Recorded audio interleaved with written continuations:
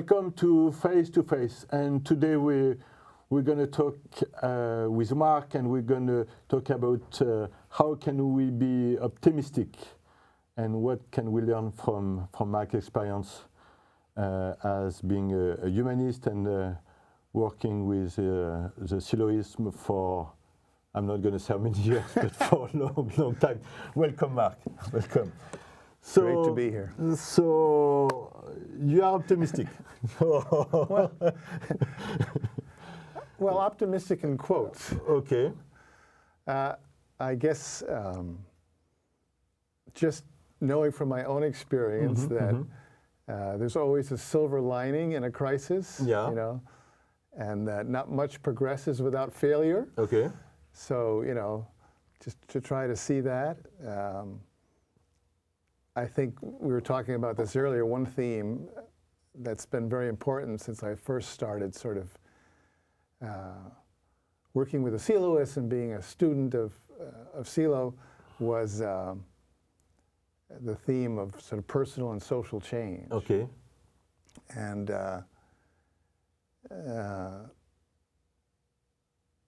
I first met some friends from South America in LA in 1973. And I was an activist working with the farm worker movement, and it was a great effort and a great cause and great people. But being a movement like so many, where you're constantly dealing with new crises and new problems, and you're always kind of reacting to difficulties, what happens to the average activist is they just sort of burn out. Yeah, that's true. And I was feeling a little bit of that. But so what intrigued me about the proposal of the Siloists was the idea of that you had to have two sides. You had to have the personal change and they had the social change. And that was very kind of unique at the moment, because in LA, in that early 70s, you had the activists who sort of looked down their nose on anybody the philosopher and the thinker. And then you had the others who were followers of different gurus or whatever, who had nothing to do with the world of social change. So they didn't really talk to each other. They were like a huge divide. So to have a proposal that sort of looked at both, seemed to me was almost revolutionary, very, very intriguing. So when I fast forward to today's madness and see what's going on in the world today, I again see that, you know, we have to act, but we have to reflect to both. We have to sort of try to...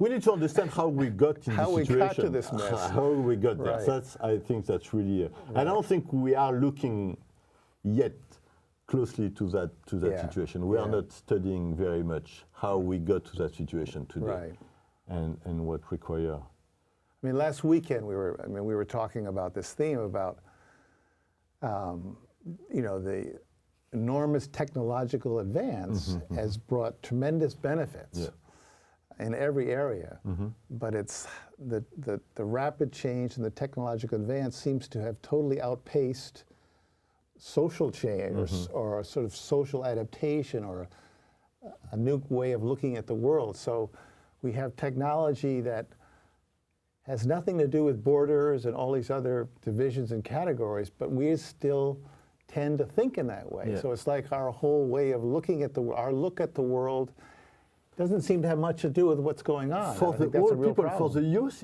the game is very different because they are first citizens of the world. That's how they, if you ask them for citizenship, they will define themselves as citizens of the world, and after that, you know, after that they say, well, I'm from there or there or there. But first they recognize. So I mean, and it doesn't exist. So we have no citizenship of the world yet, and that's really what we should do. Yeah, that's very interesting. So in terms of optimism, I would say that for me, the Occupy Wall Street was very inspiring. You know, because you saw a manifestation of a feeling and a way of looking that seemed much more inclusive and global and saw everything was related. And the criticisms of it by those from my generation, that it lacked organization or it lacked a plan or it lacked an agenda or a proposal, seemed to be beside the point. You know, the fact that there was some sensibility that had more to do with the needs of a new world that we're living in. So that gave me a great sense Even of optimism. the Women March was a little bit on that tone. I mean, at least for what I agree. What we perceive, it was less right a revendication or a clear request to get something, but it was more like a reflection of. I agree. We need to change the whole system. Like, it's a very different. And people with I mean, it was a great humor. People were in great spirits, and I think that's very important. In my experience, the humor can be a way of having kind of some flexibility.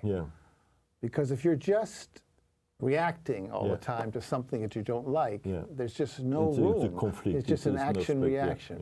And I sometimes feel that humor is an indication of trying to, to adapt, to be flexible, be able to get move a different forward. perspective, look at things in a different way. So I think seeing that, so that what concerns me a little bit now is that the noise of Trump takes up all the airspace, and so I think to be able to back off from that a little bit and see what that is representative of, why such a thing as a Trump would emerge in today's world. What does it mean? And it's too bad because, like, last weekend, it was a summit of the Nobel Peace Prize in Bogota, Colombia.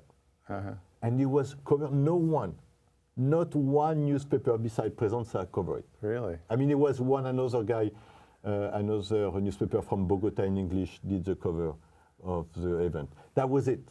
Obama didn't go. So it's really, it's a very, we need to be able to look at the story in a very different way because very interesting stuff are happening, and we are not we are not grabbing them, we are not taking advantage of, and we are fighting against something who's going to be every day more and more complicated. Now I know my look is different because I'm 64, so it's a lot different than it was when I was 20, when the world was going to change overnight. Exactly. So I realize that, but I also realize that I have to be very careful not to sort of impose or think that whatever I've learned is necessarily the right thing. So when I see a new generation coming along and sort of doing things differently or looking at things differently, I have to be willing to learn, to be open to that, to see how that's representative of something, and not to just assume because of the way I did things or learned things and grew up that was necessarily right. Maybe there's some good things, there are. And you mentioned before the crisis and things are collapsing. How do you see the collapsing? How do you? Well, I think we've talked about just the speed of change and the fact that the speed of technology, how that impacts every institution, and it seems like our whole way of looking at things, our whole beliefs just don't seem to bring solutions that work. So it's kind of a suffocating situation. We're trying to come up with solutions that somehow seem to do with another time. It's like we're grasping for another way of doing things, and then things keep to seem kind of fragmenting, and nobody knows quite what to believe in or what to, and that's scary, and that's, it's worrisome and all of that. But I think we have to see in that, the possibilities that allows, that without that happening. For example, we were talking about the theme of a Trump emerged because obviously the political parties here in the U.S., the Democrats and Republicans, it didn't work. So is that bad? No, not necessarily so. It means something is failing and something may change.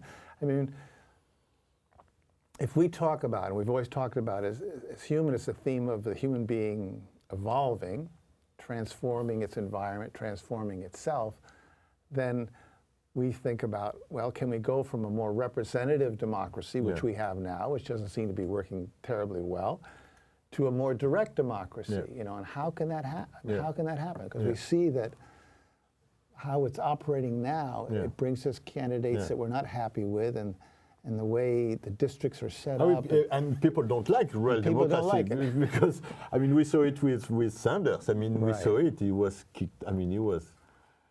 Right. He was, even in New York City, where it's a progressive city, he was the Democrat went full board with Clinton, so blocking the. Right. I put them responsible to have Trump. Right. I mean, it's really on the voting right. It was the same story. They didn't want it to put it on the floor, and they were scared. And yeah.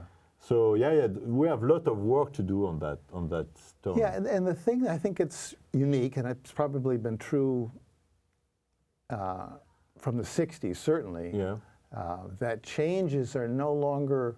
It's not so much a cause and effect. It's like things happen in a sort of concomitant way all over now. Mm-hmm. I mean, it's something happens and something similar happens in another part of the world. They're not necessarily one cause effect. Yeah. So we're really living in a more global, structured world that we don't really understand very well, don't know how to move in very well.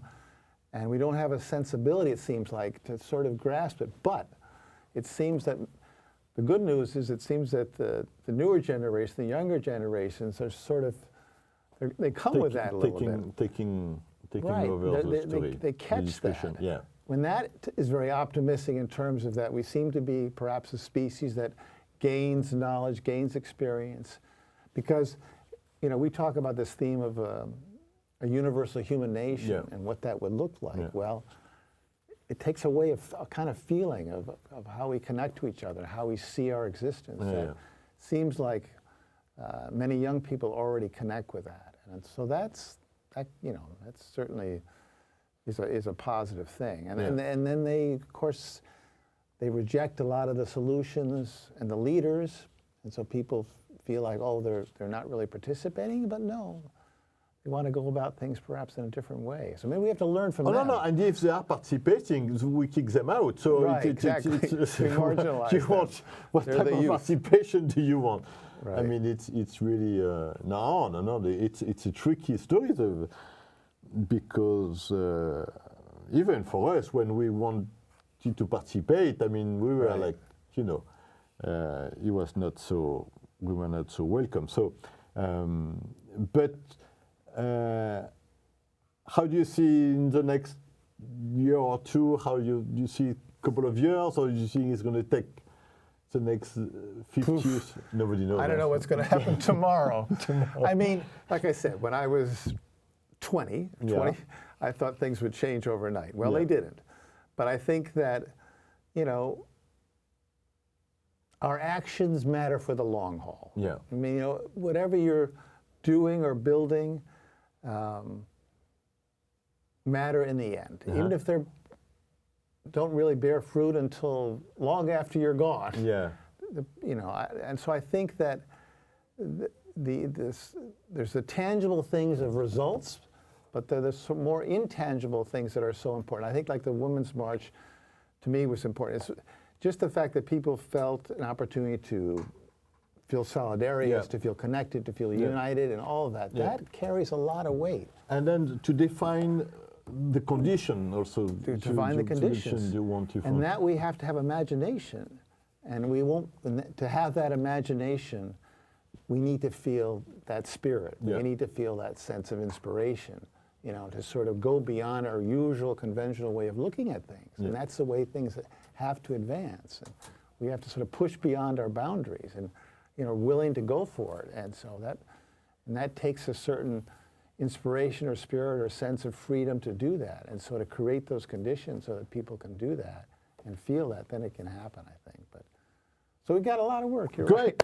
Thank you so much for coming. Pleasure. It was Thank fantastic. You. Thank you, Mark. I appreciate it. That was the show for today. Please keep watching or reading your news on presenza.com.